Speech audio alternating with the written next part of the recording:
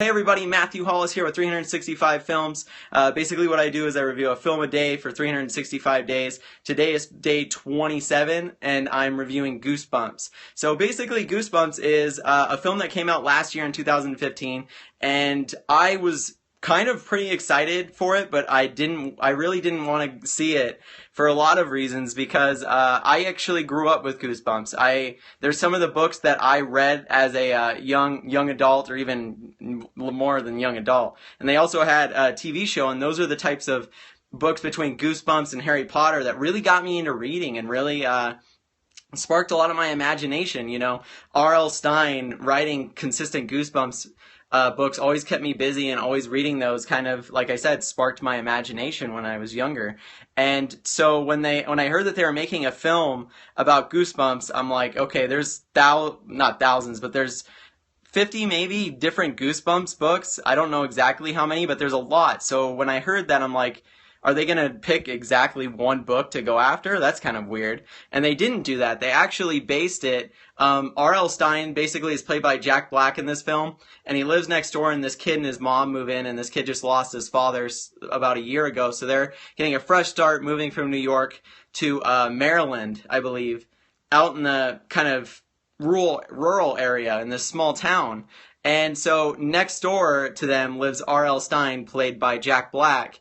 And he's really a curmudgeon, or whatever that word would be. He really doesn't want to have anything to do with people. But he has a daughter, and his daughter starts talking to the new kid, the next door neighbor and the main character of the story. And the acting in this film really isn't that great, other than from Jack Black, but that's okay because I feel like my level of nostalgia for seeing the stories and stuff that were happening, which I'll go to here in a second, kind of overweighed a bunch of that stuff. So I don't know how great the film really is because I have a lot of nostalgia for what I'm watching as far as Goosebumps. But the story basically progresses from there, and she starts talking to him, and then what happens is he hears, the new kid hears the girl that he's talking to, Jack Black's or R.L. Stine's daughter, scream in the house. So he runs over there, and him and his friend end up breaking into the house, and they go into this room with all these manuscripts of Goosebumps books. And they accidentally open one up. Well, not accidentally, they purposely open one up because they don't know any better. And when they open it up, the monsters comes out. So basically all these different manuscripts are there, and the Night of the Living Dummy, if you guys know that Goosebumps book, he gets out and he starts letting out all the rest of the monsters. So what was really cool about this movie is that whoever wrote it was very, very clever, actually, as far as Goosebumps goes, because the whole entire film surrounds pretty much every Goosebumps story, and I loved that. I loved seeing a bunch of the creatures and stuff and the characters that I had grown up with reading and even watching on the TV shows and stuff like that come to life in this film. And it was really nostalgic for me. And I really, really, the only other time I could say that I felt this nostalgic with and maybe the movie's not that great. I'm sure it probably isn't. But I really enjoyed it. And there's going to be films out there where people are going to say, listen, I don't think this film's very great. But they watch them anyways, and everybody's kind of got their guilty pleasure film, and I feel like this film might be one of those for me, where I just watch it just because I really enjoy seeing that stuff. And for me, my favorite holiday, you guys, if you wanted to know, is Halloween. I don't necessarily get dressed up for it, but I love sitting down and watching horror movies and scaring myself. So what I used to do when I was younger I would just read Goosebumps books, and I would also watch the show.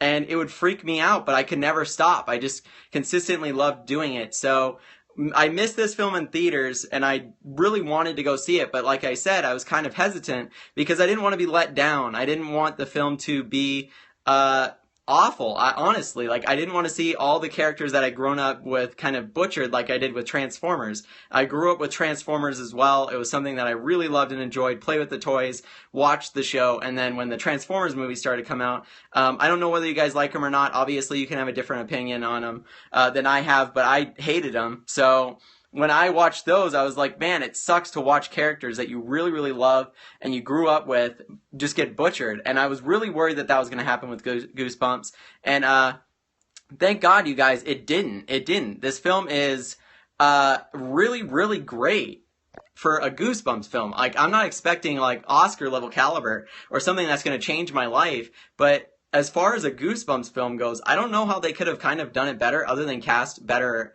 actors as far as the kids go. There's a bunch of unknowns in there. I don't think it's scary necessarily. Not scary as the Goosebumps books are.